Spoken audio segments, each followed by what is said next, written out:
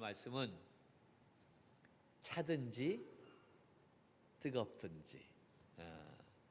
여러분 말씀을 잘 들어야만 됩니다. 잘 적용을 해야지. 또 이 말씀을 잘못 적용하게 되면 아주 곤란해요. 대책이 없다라고 하는 사실이지요. 우리가 이제 요한계시록 2장 3장의 말씀은 너무나 잘 아는 말씀인데 소아시아의 7교회에 관한 그러한 말씀입니다. 이 말씀을 우리가 너무나 많이 들어서 잘 알고 있는 말씀이죠. 7이라고 하는 것은 완전수입니다. 7교회를 이야기하는 것이 아니라 모든 교회를 대표하는 의미가 담겨져 있는 거예요. 특별히 오늘 함께 나눌 말씀은 이제 7교회 가운데 마지막 교회인 라오디게아 교회에 관한 그러한 말씀인데, 이 라오디게아 교회는 지금 우리 시대에 그 모습을 담고 있는 교회의 모습이다라고 그렇게 볼 수가 있어요. 에베소, 손모나, 두아디라, 사데, 빌라델피아, 라오디게아 이렇게 다 있지만 가장 지금 이 시대에 그 모습을 그대로 표현하고 있는 교회가 있다고 한다면 라오디게아 교회의 모습이다라고 이야기할 수 있습니다. 그러므로 오늘 말씀을 생각하면서 지금 우리의 교회의 모습을 생각하고 나의 신앙의 모습을 생각해 볼 수 있어야 될 줄로 믿습니다. 정리해 보면 에베소 교회는 처음 사랑을 잃어버렸다라고 책망을 받았죠. 서머나 교회는 죽도록 충성한 교회였다라고 칭찬을 받았던 교회. 버가모 교회와 두아디라 교회는 이 발람의 교훈과 이세벨의 교훈을 상징하고 있는 이단을 용납했던 그러한 교회다. 그래서 책망을 받게 되어졌어요. 사대 교회는 내가 살았다라고 하는 이름을 가졌으나 죽었다라고 책망을 받았죠. 지난주에 이야기했던 빌라델피아 교회, 칭찬만 들었던 교회인데 작은 능력을 가지고도 믿음을 지켜냈던, 그래서 열린 문의 축복을 약속받았던 그러한 교회였던 것입니다. 자, 오늘 이 라오디게아 교회는 그럼 어떠한 교회냐? 이러한 교회인 거예요. 하나님보다는 사람이 주인이 되는 인본주의적인 교회가 바로 라오디게아 교회라고 말씀드릴 수가 있다라고 하는 거예요. 누가 주인이요?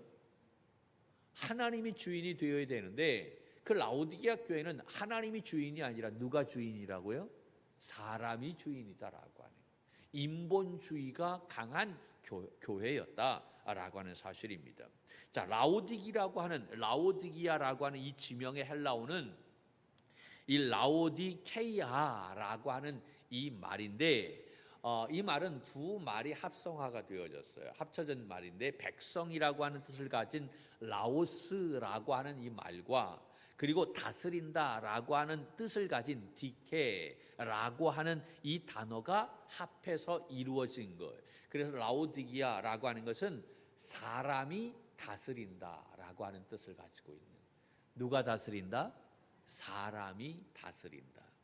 자, 이러한 이름처럼 라오디게아 교회는 예수님을 문 밖에 세워두고 자기네들끼리 모여서 그렇게 했던 교회예요. 그래서 오늘 이 말씀에 보면 뭐라고 얘기하냐면 볼지어다 내가 문 밖에 서서 두드린다라고 이야기하고 있어요. 야, 이 교회는 내가 주인이 되어야 해라고 주님이 말씀하고 있는데, 그런데 주님은 밖에다 세워두고 문은 잠가두고 자기들끼리 모임을 갖고 있는 교회. 십자가는 걸어놨어. 명칭은 교회야.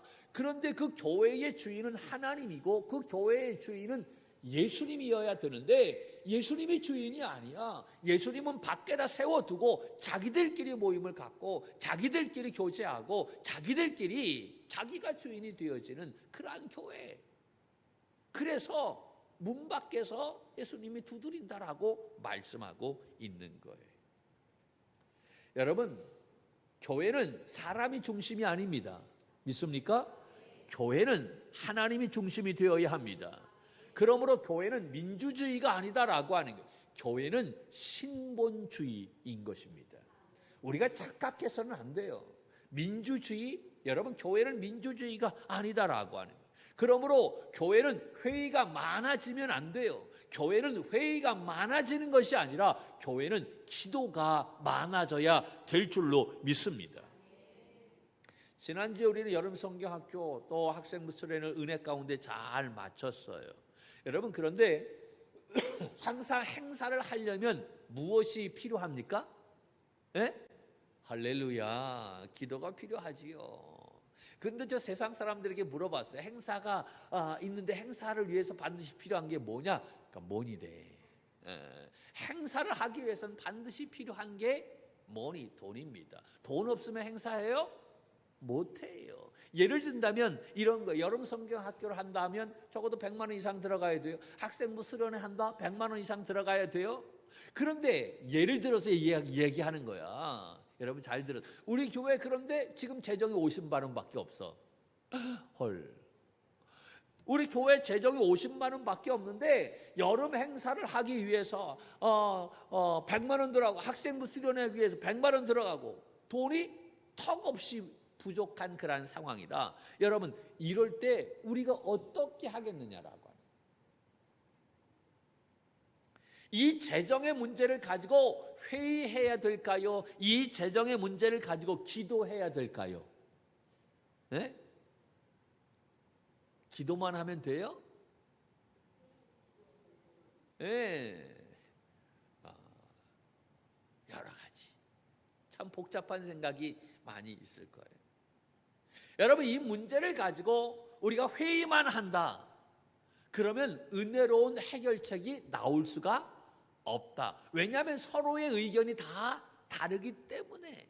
나의 의견이 반영되지 않으면 일단은 기분이 상하게 될 수밖에 없어요. 그러면 협조할까요? 협조하지 않아. 협력하지 않아. 마음이 상해 있기 때문에.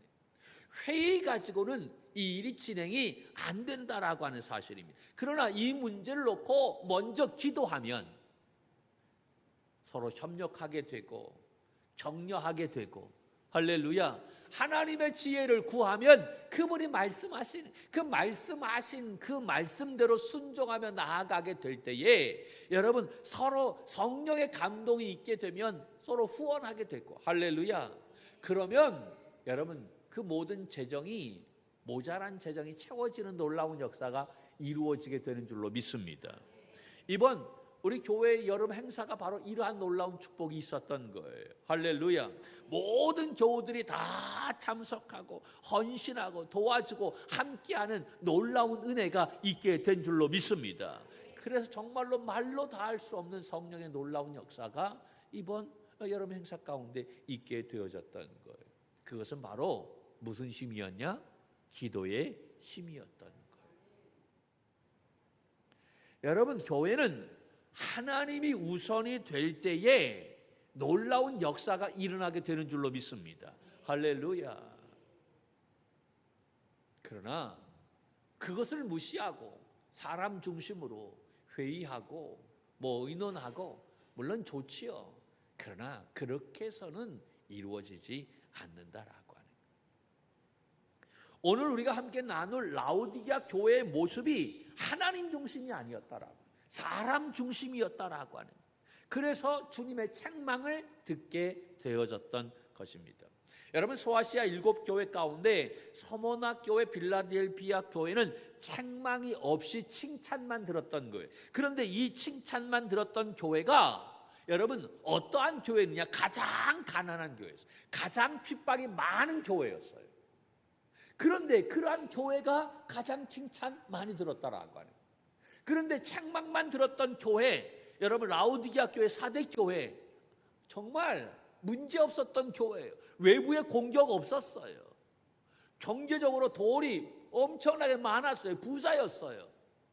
그런데 이런 교회가 오히려 칭찬 하나도 듣지 못하고 책망만 듣게 되었다라고.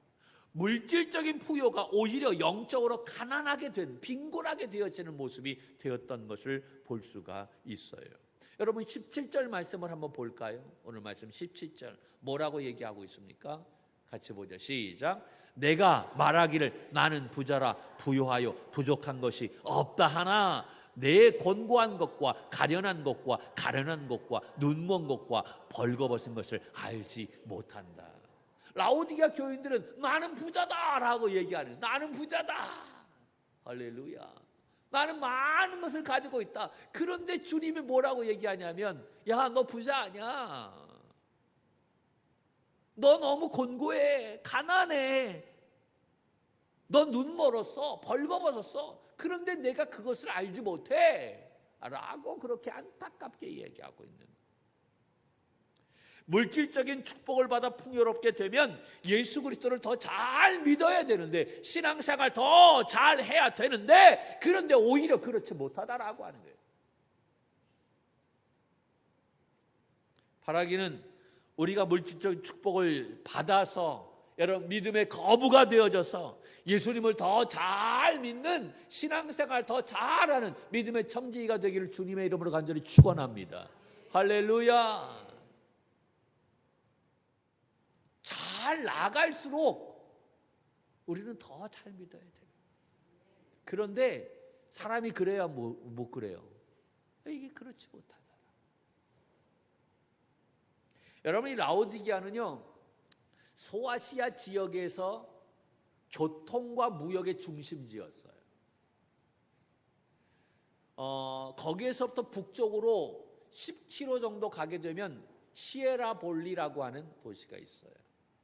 그리고 이 라오디게아에서 동쪽으로 14km 지점에 골로세라고 하는 지역이 있어요.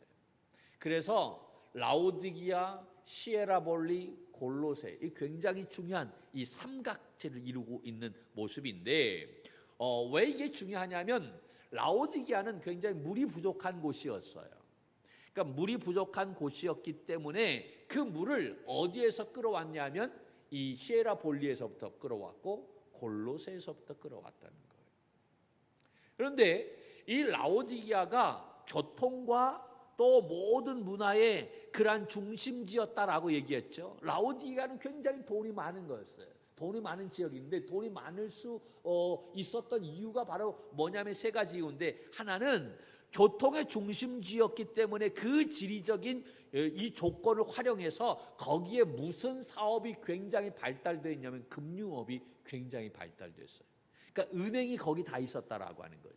여러분, 은행이 있었다라고 하면 거기에 무엇이 많다는 얘기예요? 돈이 많다라고 하는 거지요. 또 거기에 목화 산업이 엄청나게 발달했어요. 그리고 양털, 가죽옷 거기에서 다 생산이 되어졌어요. 또 뿐만 아니라 이 눈에 가장 좋은 약초가 거기에서부터 났어요. 그래서 안약이 여기에서 나오게 되어졌어요. 이 라오디게아에 그때 당시 의과대학이 있을 정도로 굉장한 곳이었다라고 하는 사실. 이러한 이유로 말미암아 이 라오디게아가 굉장한 풍요로운 도시였던 거예요. 이러한 곳에 교회가 세워졌는데 안타깝게 그런데 그 교회는 영적으로 가장 가난한 교회가 되었다라고 하는 사실입니다. 자, 이 라오디게아가 이렇게 경제적으로 굉장한 많은 풍요로운 그런 도시인데 거기에 무엇이 부족했다고요? 물이 부족했다. 그래서 물이 부족해가고 저 북쪽에 있는 시에라볼리에서부터 물을 끌어왔는데 이 시에라볼리는 무엇으로 유명하냐면 온천수로 유명합니다. 온천수로. 이 시에라볼리의 지금의 그 도시의 이름이 파무칼레라고 이야기합니다. 아마 이 투르키의 터키죠. 옛날 터키라고 얘기하는데 우리는 터키가 더 친숙해요. 튀르키예는 잘 이게 발음이 잘 안 붙어. 이 터키에 가면 이 파무칼레를 반드시 갔다 옵니다. 여행하는 사람들은 여기를 반드시 갔다 오는데 세계 문화유산에 등재되어 있는 아주 터키의 튀르키예의 아주 대표적인 관광지가 바로 이 파무칼레입니다. 언덕 위에 하얀 눈이 덮인 것처럼 보이는 노천 온천장이 빠지지 않고 나오는데 바로 그것이 바로 히에라볼리 파무칼레. 화면에 보면 한번 보여줄까요? 바로 어떤 곳인지. 이 온천장입니다. 저기 또 다른 화면. 여기에서 사람들이 온천하고 있는 모습인 거예요. 그리고 또 다른 화면. 너무나 이쁘죠? 이렇게 계단형으로 이렇게 쫙 되어 있는데 위에서부터 물이 흘러내려오는 거예요. 저렇게 좀 파래요. 보기만 해도 이뻐요. 여기가 바로 시에라 볼리, 온천수가 나오는 뜨거운 온천수가 나오는데 이 물을 이 관으로 연결해 가지고 여기에서부터 라오디기아까지 끌어갔다라고 하는 거예요. 그게 몇 킬로? 10km 정도 되어져요. 그러니까 돈이 많으니까, 라오디기아 돈이 많으니까 그것을 끌어갔겠지요. 생각해 보세요. 아무리 뜨거운 온천수라도 10km를 끌고 가게 되면 그 물이 어떻게 될까요? 식겠지요. 미직지근해질 수밖에 없는 거예요. 그리고 뿐만 아니라 여러분, 이 골로새라고 하는 이 지역은 바로 어떤 지역이었냐면 이 만년설이 있는 바바산이 있어요. 바바산에서 흘러내려오는 그 물이 이 골로새에 가득했어요. 거기는 아주 물이 차가워요. 그러니까 그 차가운 물을 또 이 라오디기아가 관을 만들어 가지고 물을 끌어들인 거예요. 그게 한 14km 정도 돼요. 아무리 차가운 물이라 할지라도 14km의 관을 만들어 가지고 그 물을 끌고 가면 그 물이 어떻게 되어질까요? 차가워요? 그대로? 그렇지 않지요. 미직지근해지겠지. 시에라 볼리에서 엄청난 뜨거운 그런 온천수가 옵니다. 그리고 골로새에서 엄청난 그러한 만년설에서 흘러내린 그 차가운 물이 옵니다. 그 물이 라오디게에서 합쳐지는 거예요. 그 합쳐지게 되면 그 물이 더 어떻게 될까요? 미직지근해지게 되겠지. 문제는 뭐냐 하면 이 시에라 볼리에서 나오는 온천수와 그리고 골로새에서 나오는 이 차가운 물이 바로 무엇이 함량이 많냐면 미네랄 함량이 엄청나게 많다라고 하는 거예요. 뭐가 많다고요? 미네랄 함량이 너무나 많다라고 하는 거예요. 그래서 이 미네랄 함량이 너무 많기 때문에 이 물을 마실 때에는 뜨겁게 마시든지 아니면 차갑게 마시든지 해야만 먹을 수가 있어요. 만약에 이 물이 미직지근한 상태에서 먹게 되면 먹을 수가 없어요. 구역질 날 정도로 먹기가 힘들다라고 하는 거예요. 제가 콜라를 너무나 좋아해요. 콜라도 피읍 콜라가 있고 K 콜라가 있어요. 그런데 두 가지의 콜라 가운데 어떤 거를 저는 선택했냐면 K 콜라를 선택해요. 할렐루야. 맛이 달라요. 그런데 아무리 콜라가 맛있다 할지라도 씨앗이라고 해야 되나? 차갑게 되어 있지 않으면 이게 맛이 없어요. 미직지근한 상태에서의 콜라는 맛이 없어요. 탄산수가 그런 것처럼 여러분, 이 탄산수보다 미네랄 함량 엄청나게 들어가 있는 이 물은요, 엄청나게 차갑게 해서 마셔야만 마실 수가 있다. 미직지근하면 마실 수가 없는. 그래서 오늘 말씀에 라오디기아 교회의 성도들의 신앙이 미직지근한 그러한 모습이기 때문에 바로 이 탄산수가 미직지근한 상태의 모습이었기 때문에 그것을 마신다. 구역질 나는 거예요. 그래서 이 미직지근한 너희들의 모습은 내 입에서 어떻게 하겠다? 토해내겠다라고 그렇게 말씀하고 있는 거예요. 이 미네랄이 섞인 미직지근한 물처럼 이 라오디게아 성도들의 행위가 하나님을 기쁘시게 하지 못했다라고 하는 이야기. 우리 집사람도 커피를 마실 때 뜨겁게 해서 마셔야 돼. 저는 뜨겁게 해서 마시는 것은 별로 좋아하지 않아요. 그런데 차갑게 해서 이렇게 조금 미직지근하다 그러면 막 승질내요. 막 이게 커피는 좀 뜨겁게 해서 마셔야지. 막 그런 거예요. 차갑든지 뜨겁든지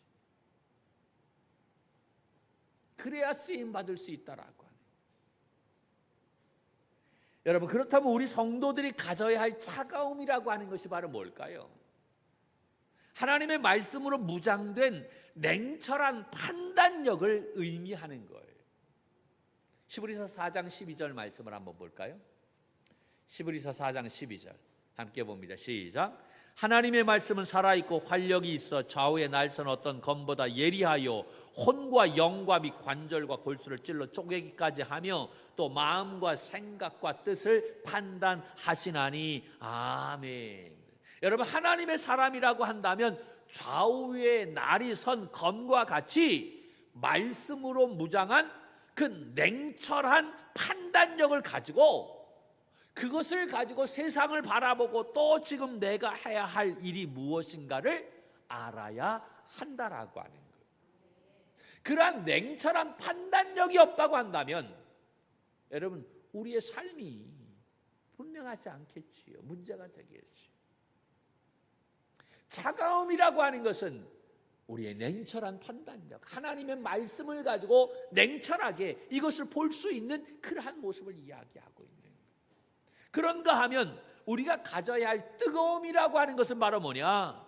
오늘 본문 19절 말씀에 나와 있는 것처럼 성도들이 지니고 있어야 할 열심을 이야기하고 있는 거예요. 19절 한번 볼까요? 뭐라고 되어 있는지. 19절 19절 시작. 무릇 내가 사랑하는 자를 책망하며 징계하노니 그러므로 내가 무엇을 내라? 열심을 내라. 열심을 내라. 뜨거움이라고 하는 것은 바로 열심을 이야기하고 있는 거예요. 하나님의 뜻을 알아도 이를 실천하고자 하는 열심이 없다고 한다면 헛된 일이다 라고 하는 것이에요. 결론적으로 이야기한다면 성도들의 머리는 차갑고 냉철하고 가슴은 어떻게 하고 뜨겁고. 믿습니까? 그런데 여러분, 이것이 반대가 되어지면 곤란한 거예요. 가슴은 냉랭한데 머리는 뜨거워요. 가슴 뜨거운데 머리도 뜨거워요. 여러분, 이게 대책이 없어요. 대책이 없어요. 뜨거운 가슴과 함께 냉철한 판단력을 가지고 있어야 비로소 하나님 앞에 귀하게 쓰임받을 수 있는 일꾼이 되는 줄로 믿습니다. 할렐루야. 미국에 플로신학교에 유명한 선교학 교수가 있어요. 도널드 맥가브란이라고 하는 교수인데, 이분이 그 쓴 책에 이러한 말을 했어요. 교회는 세 부류가 있다. 첫 부류는 깨어서 활발하게 일하는 그러한 교우들이 있다라고 하는, 깨어서 활발하게 일하는 교우들. 그런데 이 교우들이 그 교회에 거의 몇 퍼센트가 되느냐? 10%가 된다라고 얘기합니다. 그래서 11조라고 얘기합니다. 새벽기도 나오는 분들, 금요 철야기도에 나오는 분들, 뭐 봉사하고 헌신하는 분들 거의 11조예요. 보편적으로 보면 그렇게 이야기합니다. 깨어서 활발하게 일하는 분들, 바로 이 10%가 되어집니다. 그리고 두 번째는 살짝 자고 있는 사람들이 80%라고 합니다. 지금도 살짝 자고 있는 사람들이 있지요. 할렐루야. 80%.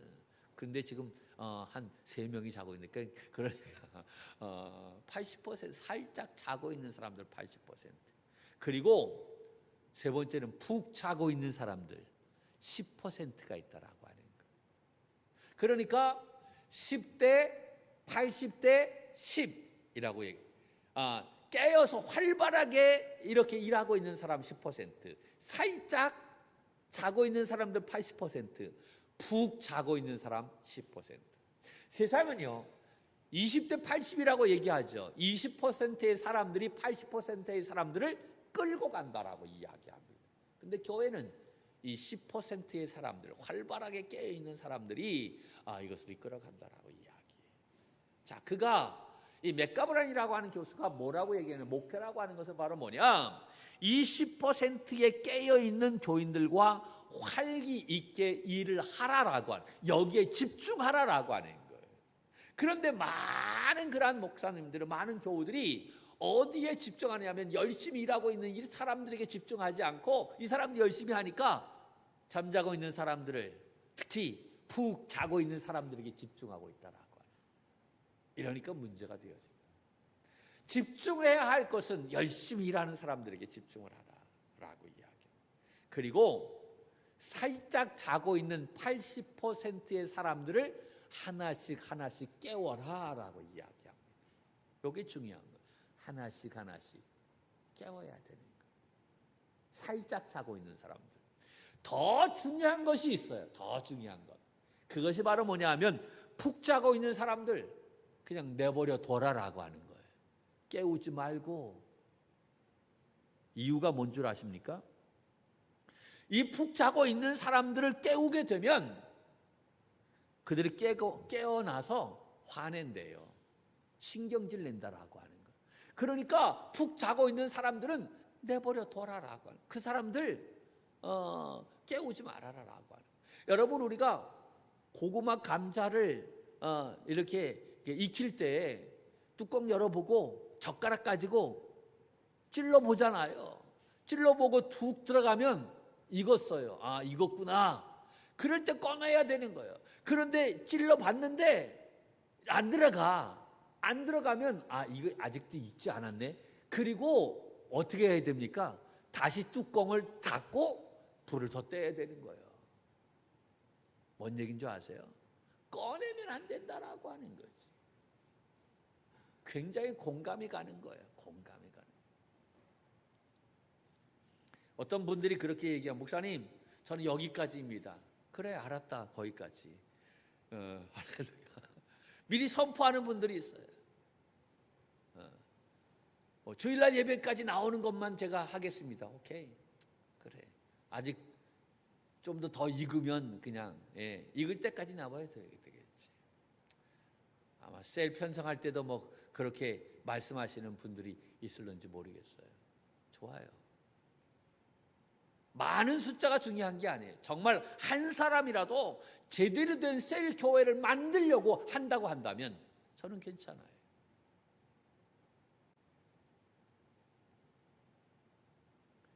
미직지근한 교회는 여러분 온전히 쓰임받을 수 없다. 그런데 그 미직지근한 교회가 안타깝게도 교회의 몇 퍼센트를 차지하고 있다? 80%를 차지하고 있다. 그래서 그 잠자는 사람들을 한 사람 한 사람씩 깨우는 것이 우리의 역할이다라고 하는, 그래야 건강한 교회 만들어갈 수 있다라고 하는 사실인 것입니다. 아브라함 링컨이 남북전쟁을 할 때 여러분 남군과 북군의 경계선에 있었던 란카스타라고 하는 마을이 있었어요. 그래서 이 란카스타의 마을에 있었던 사람들이 누가 언제 쳐들어올는지 모르는 상황 가운데 항상 불안에 떨고 있었어요. 그래서 마을 사람들이 모여서 의논을 합니다. 우리가 지금 이 비상사태를 대비해야 되는데 언제 북군이 쳐들어올는지 언제 남군이 쳐들어올는지 모른다. 그러니까 우리가 이때 지혜롭게 대처해야 되는데 위에는 북군의 옷을 입고 밑에는 남군의 옷을 입자. 그래서 갑자기 북군이 쳐들어오게 되면 우리의 위에 있는 옷, 북군의 그 입은 옷을 보고 우리를 살려둘 것이고, 남군이 쳐들어오게 되면 우리 밑에는 남군의 옷을 입었으니까 그것을 보고 우리를 살려둘 것이다. 굉장히 설득력 있는 이야기였어요. 그래서 그 마을 사람들이 회의를 하고 그렇게 하기로 해서 위에는 북군의 옷을 입고 밑에는 남군의 옷을 입었어요. 그런데 북군이 쳐들어왔어요. 북군이 쳐들어왔는데 여러분 남군의 옷을 밑에 입었잖아요.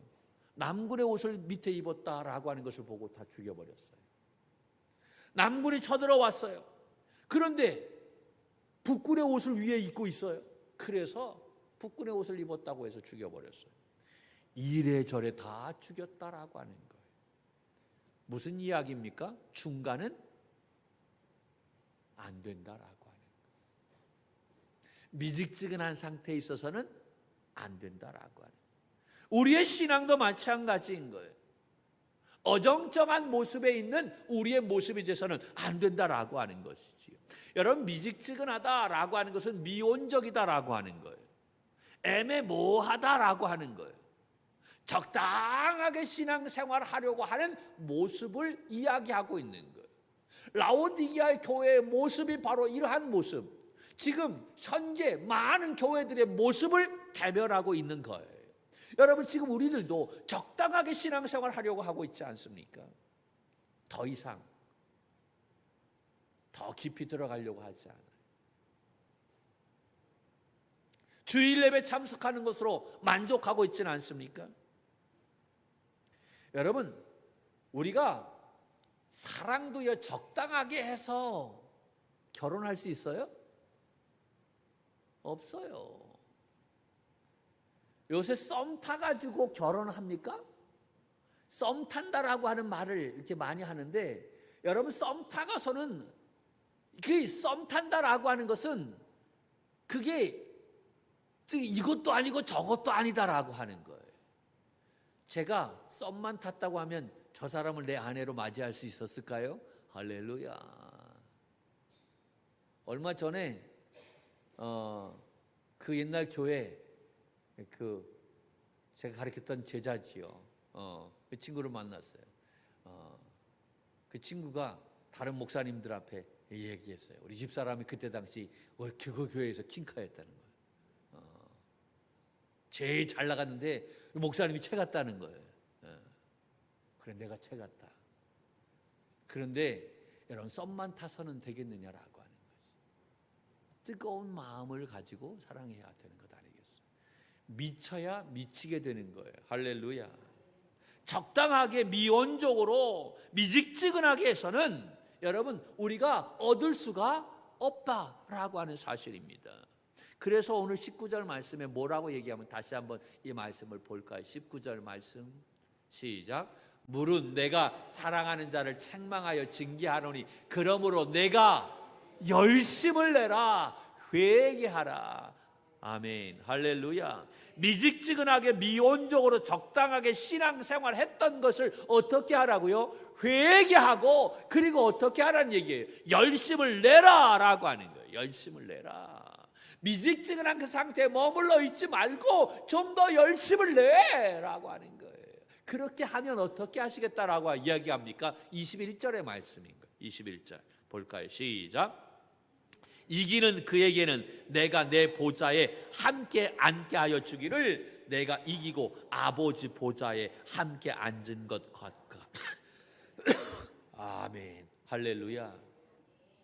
회개하고 열심을 내서 이기는 자는 뭐라고 얘기하면, 내가 이겼을 때, 십자가에서 이겼을 때 하나님 아버지께서 앉은 그 보좌에 나를 그 자리에 앉게 해 주신 것처럼, 나도 내 보좌에 이기는 너, 열심을 내는 너에게 함께 내 보좌에 앉게 해 주겠다라고 말씀하고 있는 거예요. 할렐루야.